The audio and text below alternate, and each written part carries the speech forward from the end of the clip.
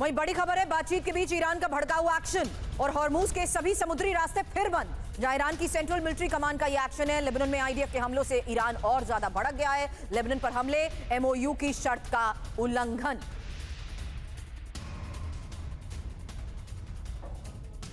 अब सवाल आगे यही होगा कि क्या स्ट्रेट ऑफ हॉर्मूज पर फिर जंग होगी। सवाल करूं उससे पहले, कैसे ईरान फिर से एक्शन में आ चुका है, डिटेल, क्योंकि स्ट्रेट ऑफ हॉर्मूज के सभी रास्तों पर सैन्य तैनाती। लेबनान पर हमले के विरोध में कार्रवाई, ईरान की धमकी, अभी और कदम उठाएंगे। इजराइल पर फिर हमले ईरान कर सकता है और लेबनान में हमले नहीं रुके तो ईरान का अटैक भी संभव है। ईरान की सेंट्रल मिलिट्री कमान का हॉर्मूज में ब्लॉकेड और सीज फायर टूटा तो न्यूक्लियर प्रोग्राम भी जारी रहेगा।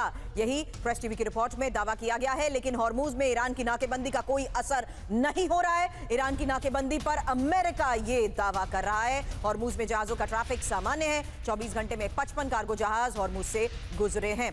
माथुर सर, ये सवाल इसलिए भी अब आपसे कर रही हूं क्योंकि जो बात अभी थोड़ी देर पहले अचल सर ने कही कि ईरान इस 4 पॉइंट एजेंडा को देखते हुए, इस पूरे अंडरस्टैंडिंग में, एमओयू में मेंशन की गई बातों में ज्यादातर पॉइंट्स पर ईरान की जीत साफ तौर पर नजर आ रही है, लेकिन ईरान अभी भी उस लेवल पर डोमिनेट कर रहा है जहां स्ट्रेट ऑफ हॉर्मूज को लेकर वो दावे कर रहा है कि जरा सी कोई हिमाकत की तो कंट्रोल अभी भी हमारे हाथ में और ये दरवाजे बंद। सुरभि, देखिए, मुझे ईरान का कभी कभी जो जिस प्रकार का स्टैंड उन्होंने लिया हुआ है वो उनके हार्ड लाइनर्स का स्टैंड है।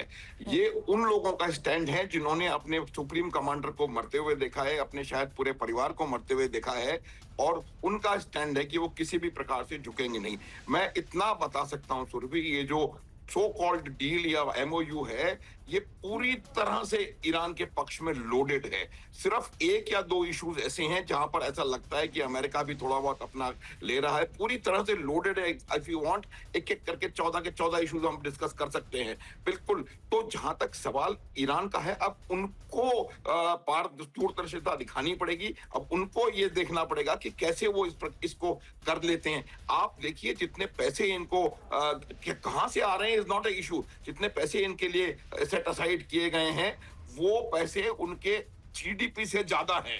आप सोच सकते हैं कि किस प्रकार से ईरान की जो इकोनॉमी है, जो कि 47 वर्षों से पिछड़ रही है, दबाव में है, वो अचानक से एकदम से लिड खुल जाएगा और वो कुछ का कुछ हो जाएगा। 1-2 चीजें मैं और बताना चाहता हूं इसमें। देखिए, पैसा आने वाला है, उसको किस प्रकार से खर्च किया जाएगा उन्होंने ऑलरेडी कहना शुरू कर दिया है। उनके जो एयरफोर्स वाले हैं वो कहते हैं हम हवाई जहाज खरीदेंगे। वो कोई भी किसी भी अच्छी स्कीम की बात नहीं कर रहा है, रिकंस्ट्रक्शन रिबिल्डिंग की बात नहीं हो रही है। सिर्फ और सिर्फ अपनी सेना कैसे दोबारा शक्तिशाली बनाई जाए, इसके ऊपर बातचीत कर रहे हैं। ये एक बहुत, मेरे ख्याल से एक बहुत खराब उनकी नियति है। जहां तक सवाल लेबनान का है, देखिए, लेबनान और हिजबुल्लाह में अंतर है, और ये अंतर अभी बिल्कुल साफ होकर के निकल करके आ गया है जब लेबनान के राष्ट्रपति ने ईरान को कहा है कि हमारे आंतरिक मामलों से दूर रहिए। ये लेबनान के राष्ट्रपति का ईरान को संदेश है। तो ये मेरा मानना है कि जब हम हिजबुल्लाह और लेबनान को अलग करेंगे, हमस और फलस्तीन को अलग करेंगे, हूती और यमन को अलग करेंगे, तो चीजें अपने आप सही पर्सपेक्टिव में आती जाएंगी और आपको लगेगा। तो मेरा ये हिजबुल्लाह पर हमले लगातार अभी होते रहेंगे।